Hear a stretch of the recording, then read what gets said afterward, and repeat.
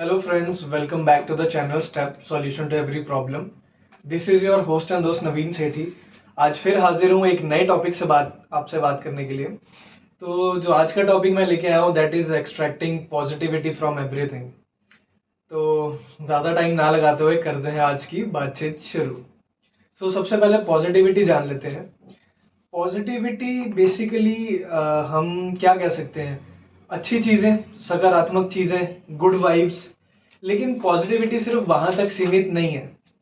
Positivity एक ऐसा powerful attitude है जो हमारी परसेप्शंस को या हमारी आइडियोलॉजी को या हमारे थॉट प्रोसेस को बहुत ज़्यादा तरीके से अफेक्ट करता है.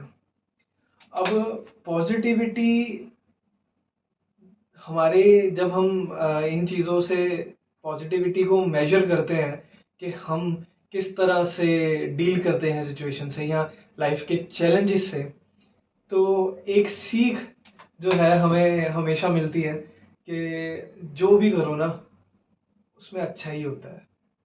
बहुत लोगों से आपने सुना होगा कि चलो इसमें कुछ तो अच्छा होगा ना, ये ऐसे हुआ है.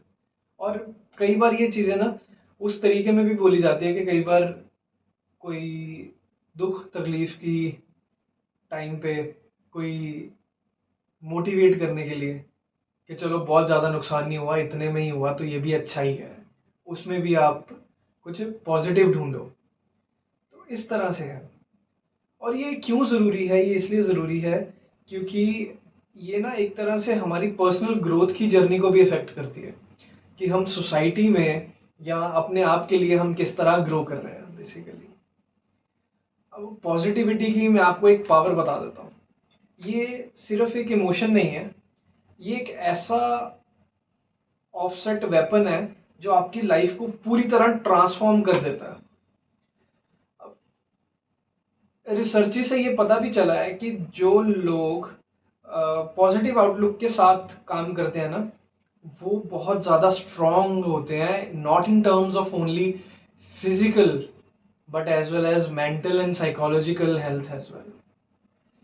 अब पॉजिटिविटी को हम कल्टीवेट कैसे कर सकते हैं? बेसिकली पॉजिटिविटी को कल्टीवेट करने के लिए ना एक बहुत ज़्यादा फंडामेंटल स्टेप है जो कि है सेल्फ अवेयरनेस.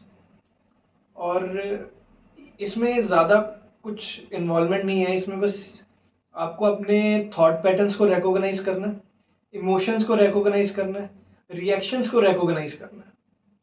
तो साथ में आपके जो नेगेटिव थॉट्स हैं उनको आपको एक्सेप्ट करना है और कॉन्शियसली उनको रीफ्रेम करना है.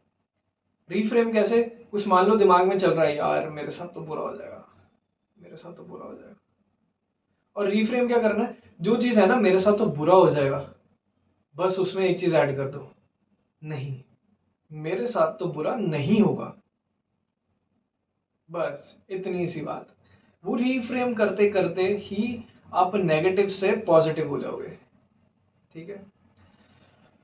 अब अगर आपसे मैं एक चीज़ बोलूं कि आप किसी टास्क में फेल हो गए, इंस्टेड कि आप उसमें बहुत ज़्यादा करते, अच्छा करते, आपके पोटेंशियल होता उसमें अच्छा करने का, फोकस नहीं हो रहा है उसमें, है ना, डेवलप नहीं कर पा रहे हो और सेटिस्फेक्शन नहीं है कुछ चीज़ करने की.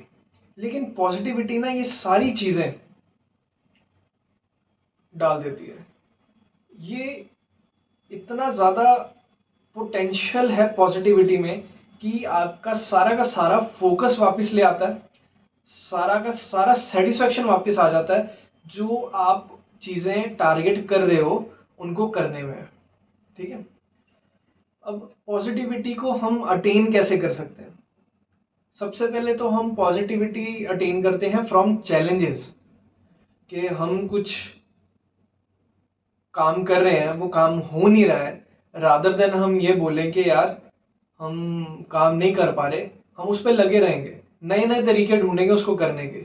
और इसमें ना एक थॉमस एडिसन है जिनको आप जानते होंगे, ये वो साइंटिस्ट है जिन्होंने बल्ब बनाया था. और उनकी एक बहुत अच्छी लाइन है.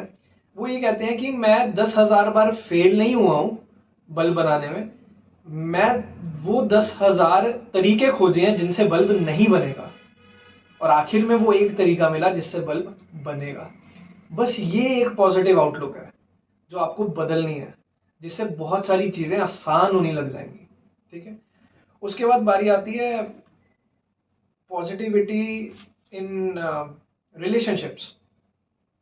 जब हम किसी के साथ जुड़े हुए हैं ना, किसी भी तरह के रिलेशनशिप में, दोस्त हो, पार्टनर हो, भाई बंधु हो, किसी भी तरह के, उसमें हमें उस रिलेशनशिप को अच्छे से समझना है, स्ट्रेंथ्स पे फोकस करना है, हमारी क्या है, उनकी क्या है, और जो खामियां हैं क्या हम उसको एड्रेस करते हुए सिर्फ इतना नहीं और ऐड कर सकते उसमें कि कोई बात नहीं, जो खामियां हैं वो हैं, उनको मिल के दूर करेंगे।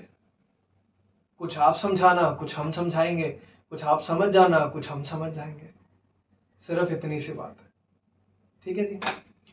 फिर उसमें जो कन्फ्लिक्ट्स, अगर मान लो कुछ एट अ टाइम कन्फ्लिक्ट्स आते भी हैं, तो उनको सिंपली एम्पैथी से हम उसको सॉल्व कर सकते हैं। अगर दोनों ही बंदे उस रिलेशनशिप के ईगो, गुस्सा और हेट्रेड में होंगे, तो एम्पैथी नहीं आएगी कभी, और एम्पैथी नहीं आएगी तो वो चीज़ें सॉल्व भी नहीं होंगी। You need to get yourself cool down, थोड़ा सा ठहर जाओ। ठीक है, ठंडे हो जाओ, ठंडे दिमाग से सोचो। कई बार बहुत लोगों से सुना है ना, ठंडे दिमाग से सोचा करो, थिंक विद अ काम माइंड। सो एक चीज और, ग्रेटिट्यूड जरूरी है दिखाना रिलेशनशिप में। कोई आपके लिए कुछ करता है, आप किसी के लिए कुछ करते हो, वो ग्रेटिट्यूड दिखाना बहुत जरूरी है। ठीक है, उसके बाद बारी आती है जी positivity from everyday things.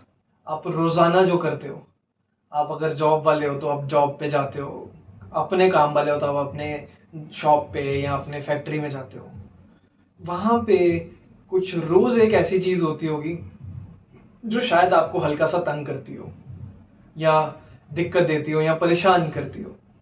Job में क्या होगा, काम नहीं हो रहा होगा, बॉस की डांट होगी, और सेल्फ एम्प्लॉयड केस में हो गए क्या होगा, धंधा नहीं अच्छा चल रहा, कोई डील आनी थी वो नहीं हो पाई। बट उसमें ये चीज आप कर सकते हो कि अगर मान लो कोई काम आपका नहीं बन रहा है या बॉस से डांट पड़ रही है, तो हो सकता है उसमें कुछ ऐसी चीज हो जिसको आप ही सीखो, वो आप ही के लिए फायदेमंद हो।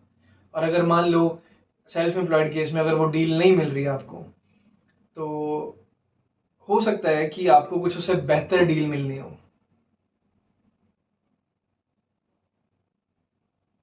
ये सारी चीजें हैं जो हम एवरीडे पॉजिटिविटी से निकाल सकते हैं। और कुछ, अगर हम कुछ नया सीखेंगे ना रोज, तो वो हर दिन जो एक अच्छी वाइब है ना कुछ नया सीखने की, कुछ नया अकम्प्लिश करने की, वो भी पॉजिटिविटी बढ़ाएगी। इसके बाद, if I am not wrong, मेरे को लगता है एक ही चीज है जिससे हम पॉजिटिविटी अटेन कर सकते हैं, और वो इतनी ज्यादा स्ट्रॉन्ग पॉजिटिविटी देती है ना कि आपको लगेगा ही नहीं कि आप बिल्कुल भी नेगेटिव थे कभी। That is positivity from resilience. Resilience आपको पता होगा ना, jumping back from something that you have not completed successfully, a failure task basically, jumping out from, bouncing back from that failure task। तो अगर वो चीज हमें करनी आ जाए ना, तो उसकी पॉजिटिविटी इतनी ज्यादा है ना कि हम कभी भी फेलियर को फेलियर की तरह नहीं देखेंगे, उसको बस एक नए स्टेप की तरह देखेंगे कि हाँ यार, ये हो गया, नहीं हुआ तो कोई बात नहीं, अगली बार से कुछ नया देखते हैं, कुछ नया करते हैं, इसको तो हमने करके ही रहना है, बट किसी और तरीके से करके देखते हैं। अगर हमें हमारे फेलियर से पॉजिटिविटी निकालनी आ जाए ना, तो उसके जैसे ही तो कमाल बात है ही नहीं। तो बस ये समझ लो कि पॉजिटिविटी एक बंदे का एटीट्यूड बन जाती है जब हम उसको बारी बारी चीजों में से एक्सट्रैक्ट करना शुरू कर देते हैं। और एक बार वो अगर हमारा एटीट्यूड बन जाए ना, तो वो एक पार्ट ऑफ बिहेवियर बन जाता है कि हम हर चीज में से कुछ अच्छा ही ढूंढते हैं। और अगर हम हर चीज में से कुछ अच्छा ढूंढने पे आ जाए ना, तो एक तो हम अंदर से खुश रहेंगे, कंटेंटेड रहेंगे, जिससे हमारा काम करने में और मन लगेगा। और जितनी ज्यादा डिवोशन के साथ हमारा काम होगा ना, वो काम उतना ही मजेदार होगा, उतना ही सक्सेसफुल होगा। समझे? चलिए, this was for today guys. I hope आपको ये वीडियो पसंद आई होगी।